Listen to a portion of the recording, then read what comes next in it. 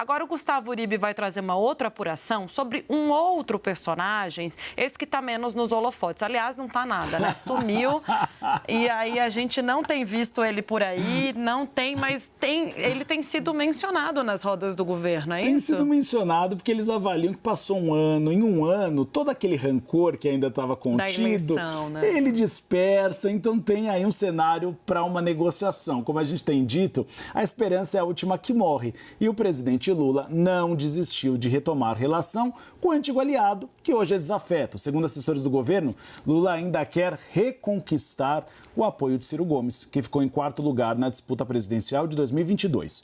Ciro segue fazendo críticas ao que chama de lulopetismo, inclusive em sua newsletter, que é publicada todas as semanas. Mas no Palácio do Planalto, uma avaliação de que, isolado, Ciro pode acenar para uma reaproximação, ainda mais diante de um cenário eleitoral de 2026. Hoje, o PDT de Ciro Gomes faz parte do governo petista. O presidente nacional do partido, Carlos Lupe, é ministro da Previdência. Ciro está, inclusive, rompido com seu irmão Cid Gomes, senador que apoiou Lula, mas tem afirmado nos bastidores que não pretende mais se lançar a cargos públicos. Isso é bastante importante, porque ele não precisa mais encampar um discurso político contra Lula, já que ele não irá concorrer a nada em 2026. Isso é o que o Ciro diz. É importante a gente esperar, porque política é como nuvem, muda a cada minuto. Na avaliação de um aliado de Ciro, o momento de uma conversa com Lula chegará. Mas não é neste momento, já que ainda há, abre aspas, segundo a fonte, um pote até aqui de mágoas, fecha aspas, para a gente citar então uma música de Chico Buarque de Holanda. Nossa, que intelectual. Poético, ele né? veio com tudo, com o coração ardendo aqui de amor. Deixa quieto. Vamos chamar aqui a Renata Agostini e a Thaís Arbex para eu não matar esse menino de vergonha, ô, Renata, porque ele está todo apaixonado citando Chico Buarque, né? Renata, quem é Ciro Gomes neste momento na política brasileira, para a política brasileira, e por que seria interessante para o governo flertar novamente com esse nome que deu tanto desgosto para Lula nas últimas eleições? Pois é, Ciro Gomes saiu pequeno da última eleição, né? Teve essa questão, ele tentou encarnar essa cara da terceira via como alguém que teria essa rota não Bolsonaro, não Lula, mas ele não animou muita gente, pelo contrário, né? No final ele viu inclusive Simone Tebet não só rivalizar ali com o seu capital político, como sair maior que ele. Então, esse é um problema, porque quando a gente enxerga, essa informação que o Uribe traz é muito importante, no sentido de que ele próprio travando uma disputa dentro do partido dele, com o próprio irmão, e aí a gente está falando bem de como fica o jogo do PDT e do próprio capital político dos Gomes, né, na sua base eleitoral, então ele está travando ali disputas pessoais. Nesse sentido, o que ele poderia trazer para reforçar o grupo de Lula? Talvez numa jogada de você conseguir reforçar essa imagem de uma frente ampla em algum momento, já pensando numa construção para as eleições municipais, ou até mirando lá na frente mesmo, né, alargar esse campo da esquerda, porque o partido, o PDT, no fim, né, uma vez Ciro não indo para o segundo turno, ele apoiou Lula, não com o entusiasmo do Ciro Gomes, ele faz parte do governo, a gente tem Lupe como um dos primeiros ministros que foi confirmado, então ele faz parte dessa gestão, mas esse nome, que seria ali, né, a estrela do partido, não está ainda do lado e jogando com o Lula. Então, nesse sentido, poderia ser. Talvez se a gente... Não sei se dá para comparar, talvez o Uribe concorde ou não, pode discordar. A gente viu aquele arco ali de distanciamento e depois a aproximação entre Lula e Marina Silva, que, do ponto de vista eleitoral, também saiu menor, né, quando se lançou numa candidatura presidencial, mas ainda representava um grupo e fez com que esse discurso da frente ampla que Lula passou a encampar já ficasse robustecido. Poderíamos ver algo no mesmo sentido caso a gente tivesse essa reconciliação com Ciro Gomes. E até acho que seria uma forma de, eventualmente, reabilitar, não seria essa palavra reabilitar Ciro, mas dar um combustível novo a essa imagem de Ciro Gomes que acabou sendo colocada ali em dúvida diante do resultado dele nas últimas eleições. Concordo, só o tempo para diminuir essas mágoas. E poderia, exatamente, você foi no ponto, Renata, reabilitar Ciro, porque Ciro está fora dos holofotes. Seria uma maneira dele voltar a aparecer dizendo, não, tenho críticas a Luiz Inácio Lula da Silva, mas considero que no cenário de 2026 talvez seja um nome bom e o PDT apoie esse nome. Porque ele pode ficar isolado. Porque a tendência é que o PDT apoie Lula numa reeleição. Então ele ficaria como um nome realmente isolado nesse processo. Thais Arbex, eu gostaria de falar de outra personagem que é Simone Tebet. Simone Tebet fez parte da Frente Ampla, ficou em terceiro, ocupou o espaço de Ciro Gomes, hoje está no Ministério do Planejamento e uma queda de braço com Fernando Haddad. Pelo que você tem observado com as suas fontes, o MDB lançaria a candidatura própria em 2026 ou é mais provável que continue na base de Luiz Inácio Lula da Silva? Ai, meu Deus, que pergunta difícil. No meio de votação de PEC, LDO, todos os assuntos correndo, jamais vou ter a resposta para essa pergunta, Uribe, mas eu vou tentar, eu prometo. Vamos lá, eu vou falar. Não acho que tenha, neste momento, uma queda de braço real entre o planejamento e a Fazenda. Tem divergências? Tem divergências. A gente está vendo uma divergência mais forte, talvez explícita, na questão orçamentária. Acho que isso tem uma divergência, mas tudo que a gente tem visto é um trabalho bastante conjunto, um trabalho bastante combinado. Simone é um nome, é um player para 26, sem dúvida nenhuma. Haddad é um player para 2026, sem dúvida nenhuma. E aí começam a vir todos os outros nomes que podem surgir.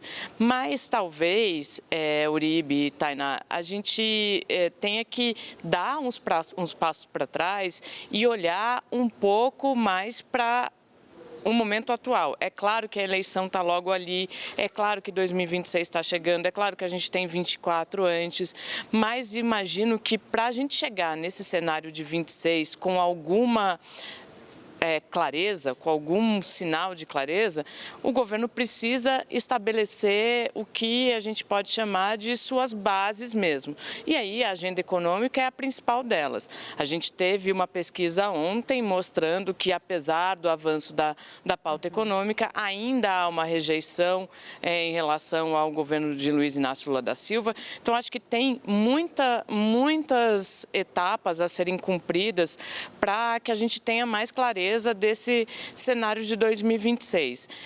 Nem sabemos ainda se Lula não vai querer disputar eventualmente a reeleição, muito possivelmente sim, a depender das condições dele.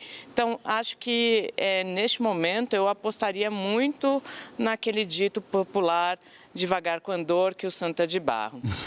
Tatá, é como a gente chama a Thaís aqui no grupo. Thaís, como é que tá por aí, hein? Tá tudo parado ainda? Cadê? O pessoal ainda tá em acordo para tentar destravar essa pauta? Tainá, tudo parado.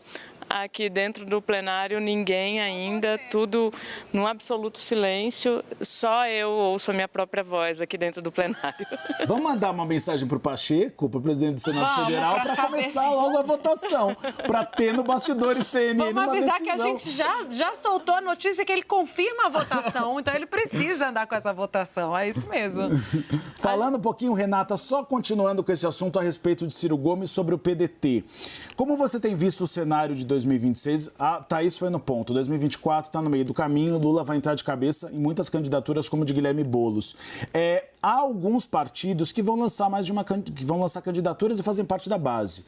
Vamos ter problemas, provavelmente, em São Paulo, com o Tabata Amaral do PSB e, de outro lado, o Guilherme Boulos do PSOL. Como você tem sentido que Lula vai entrar nessa disputa? Vai tomar cuidado para não comprar partido de um dos lados ou ele pode realmente entrar de cabeça em algumas candidaturas?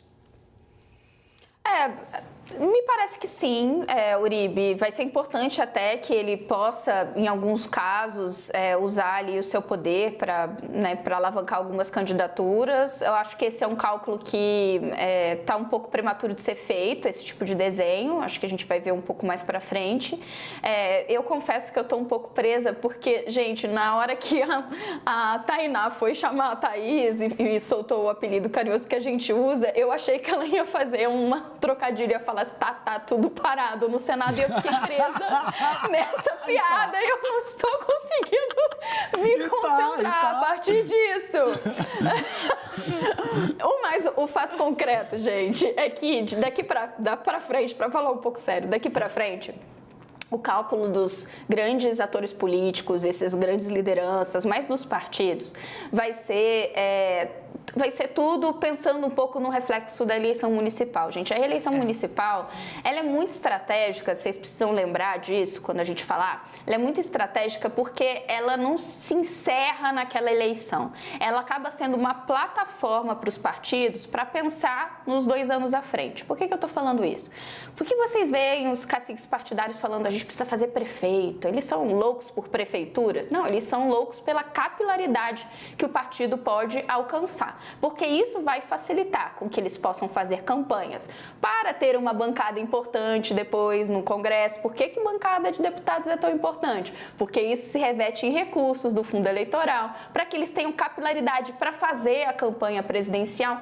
Então, não é uma jogada menor para os partidos, para essas grandes lideranças, muito pelo contrário. Então, vocês vão ver cada vez mais a gente trazendo aqui a eleição municipal, ainda que ela esteja 1 ano na frente, porque isso tem impacto direto nessa correlação de forças entre os partidos e a política como um todo. Agora, é importante a gente também, quando fala de Ciro Gomes e lembra de PDT que está no governo e que em São Paulo, onde a eleição para eles é muito cara, né? O PT não vai ter um nome para a eleição, mas vai apoiar e vai consolidar aquele acordo firmado nas eleições presidenciais de apoiar Guilherme Boulos, tenta atrair o PDT que já está em movimento também para dar a Thaís Arbex mais força a essa candidatura. Né? Então, quando a gente traz Ciro Gomes para essa conversa e trata da tentativa de reaproximação do presidente Lula com Ciro Gomes, a gente percebe que hoje o PDT está muito mais próximo do governo, é ainda um PDT de Ciro Gomes, mas é um PDT muito mais do governo, está dentro do governo do que de Ciro Gomes. Mas o presidente Lula, como um excelente animal político, enxerga ainda o capital político de Ciro Gomes a ser explorado, eventualmente, numa eleição o ano que vem. Sim, acho que nesse caso específico, Tainá, resgata um pouco o que a Renata já disse aqui. O tamanho que Ciro sai da eleição presidencial, ele sai bastante diminuído, em determinado momento até bastante associado ao então presidente Jair Bolsonaro, por conta da postura que ele teve na série de debates presidenciais. Acho que neste momento talvez interesse mais a Ciro essa reaproximação, uma avaliação apenas, não informação, porque, no fim das contas, a gente tem as disputas municipais. Então, há uma tentativa de se reposicionar ali na política local também. E vocês já citaram o ministro da Previdência, Carlos Lupe, mas o PDT também tem outro ministério, embora não tenha sido indicado pelo PDT, que é o de Valdez Góes, o indicado de Davi Alcolumbre, mas que é do PDT, não deixa de ser do PDT. Acho que, neste momento, talvez seja um reposicionamento, pode ser, mas por tudo que o Uribe já narrou aqui dos próprios posicionamentos de Ciro, não sei se eu vislumbro alguma reaproximação concreta, como foi, por exemplo, o caso da atual ministra Marina Silva, gente. É interessante perceber que sempre tem narrativa, né? Se a PEC agora do Supremo é a PEC que eles chamam de democrática, então narrativa para Ciro Gomes justificar uma retomada de relação com Lula sempre tem. E vai ser interessante a gente ver a disputa em São Paulo, porque a gente vai viver uma divisão do governo federal. De um lado, Luiz Inácio Lula da Silva no palanque de Guilherme Boulos, de outro lado, Simone Tebet e Ricardo Nunes, de outro lado, Geraldo Alckmin com Tabata Amaral. Então a gente vai ver uma divisão do governo federal apoiando essas diferentes candidaturas. Obrigado, nosso time de análise. A gente